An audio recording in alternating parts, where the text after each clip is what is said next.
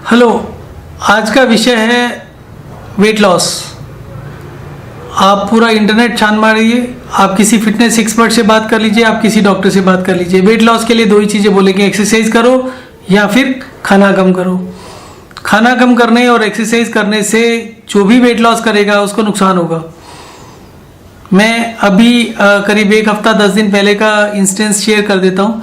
लोगों को weight loss करके कुछ साइकोलॉजिकल फीलिंग आ जाती है जिसकी वजह से वो कंफ्यूज रहते हैं हमेशा। अभी जो हफ्ता 10 दिन पहले की बात थी वो मुझे यूएस से कॉल आया जिसमें कॉलिंग लेडी ने बताया कि उन्होंने पिछले 4-5 महीने में करीब 8-10 किलो वेट कम किया। उन्होंने खाना घर का शुरू कर दिया, बाहर का खाना बंद कर दिया और बहुत ही ब्लैंड, लेस स्पाइसी और सिंपल सा खाना शुरू कर दिया। और उसके अलावा उन्होंने एक्सरसाइज, वॉकिंग वगैरह शुरू कर दिया जिससे उनका 8-10 किलो का वेट लॉस हुआ। तो मैंने उनको बताया कि अगर आपको वेट लॉस हुआ है तो आपको कुछ ना कुछ साइड इफेक्ट हुआ होगा। अब उनकी मेन जो कंप्लेंट थी जिसके लिए उन्होंने मुझे फ़ोन किया था वो था एसिडिटी। और एसिडिटी का जो सबसे पहला साइड इफेक्ट होता है वो होता है वेट लॉस। इनको तो वेट लॉस करना था, पर जिन लोगों को वेट लॉस नहीं करना होता, जिनका वेट पहले से ठीक है, अगर उनको एसिडिटी होती है तो वो सब्सटेंशियल वेट लॉस करते हैं।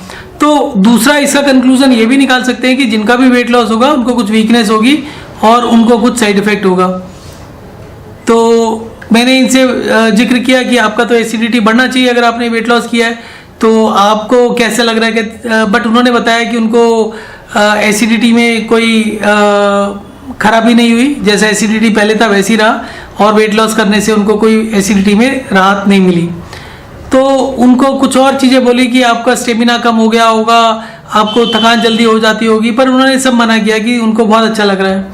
तो फाइनली मैं जीरो डाउन नहीं कर पाया, मुझे नहीं समझ में आया कि उनके स्टेटमेंट का कारण क्या है। तो फाइनली मैंने सब बहुत से क्वेश्चन करने के बाद उनसे लास्ट में पूछा आपकी एज कितनी है, और उसके बाद उन्होंने 45 या 46 एज बताया। तो मैंने उनको पूछा कि आपका मेनोपॉज से रिलेटेड कोई प्रॉब्लम्स चल रहा है अभी। तो उन्होंने बताया कि 2 साल से उनको हर 15 दिन में पीरियड्स आ रहे हैं और जिसकी वजह से उन्होंने डॉक्टर से भी अपॉइंटमेंट लेकर बात किया और डॉक्टर ने उनको कहा कि ये मेनोपॉज के ही लक्षण है और उनको महीने 2 महीने के अंदर दोबारा से टेस्ट करा के देखें। अब ये जितने भी सिम्टम्स हैं, चाहे वो मेनोपॉज हो, चाहे वो एसिडिटी हो, चाहे वो बर्पिंग हो, इंडाइजेशन हो, कहीं ना कहीं ये स्टेमिना का ऊपर भी फर्क डालते हैं। परंतु क्योंकि आप एक सब्सटेंशियल 8-10% वेट लूज कर लेते हैं तो आपको साइकोलॉजिकल फीलिंग होता है। अदरवाइज दुनिया का कोई भी एक्सरसाइज ऐसा नहीं है जो आपको हेल्दी वेट लॉस करा सके except for walk and rest and hydration, dehydration.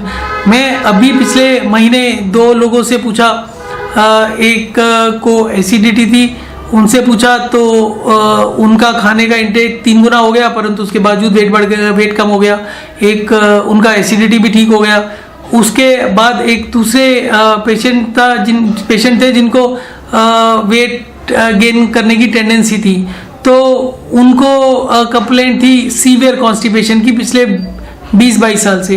तो वो जो कंप्लेंट थी कॉन्स्टिपेशन की उसमें भी उनको आराम मिला। और जो उनकी एक डॉक्टर्स ने बताया हुआ था कि आप फ्रीक्वेंट मील्स लो, छोटे छोटे मील्स लो, दिन में 5-6 मील्स लो, वो बंद करा के स्ट्रिक्टली 3 मील्स कर दिया। तो उससे उनको कॉन्स्टिपेशन में भी आराम मिला और उसके अलावा उनका 2-1 kg वेट लॉस भी हो गया 15-20 दिन में। तो ये जो एक मिसकंसेप्शन है, आपका वेट लॉस का सबसे पहले इंडाइजेशन होगा और इंडाइजेशन से रिलेटेड थोड़े दिनों के बाद आपको थायराइड में प्रॉब्लम आने लगेगी और थोड़े दिनों के बाद 1-1.5 साल के बाद आपका वेट गेन भी होना शुरू होगा। अगर आपको वेट गेन से रुकना है तो आपको खाना ड्रास्टिकली कम करना पड़ेगा और जैसे ही खाने को और कम करेंगे तो हार्मोन जो होते हैं उसमें फर्क आएगा, रिप्रोडक्टिव हार्मोन्स इम्बैलेंस होना शुरू हो जाएगा। उसकी वजह से आप और मेडिसिन लेंगे तो एक कहानी शुरू हो जाती है, पूरी की पूरी कॉम्प्लिकेशन शुरू हो जाती है। आपको खांसी, जुकाम, एसिडिटी, कॉन्स्टिपेशन ये सब होने लगता है। ये सब का एक ही लिंक होता है और ये जो एक हेल्दी वेट लॉस है उसकी पॉसिबिलिटी सिर्फ और सिर्फ एक ही चीज़ में है, वॉक एंड रेस्ट रूटीन्स, उसको अच्छे से करें।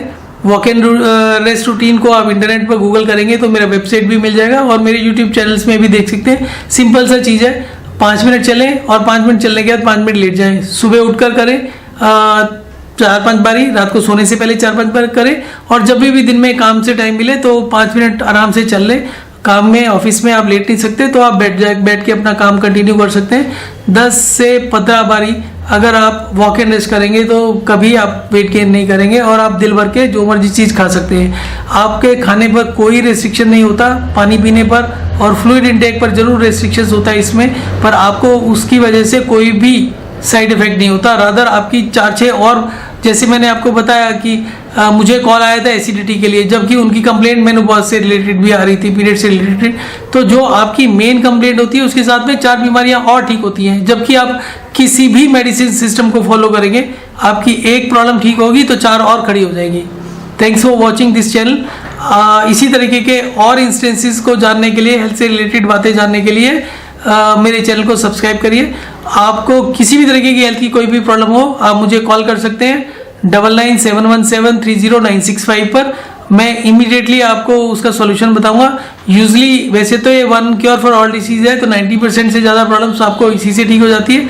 पर इसके अलावा भी बालों से रिलेटेड या स्किन की क्वालिटी से रिलेटेड या कुछ और कॉम्प्लिकेशंस हो तो आप हमेशा से बात कर सकते हैं और आपको इमीडिएटली उसका आराम मिल जाएगा।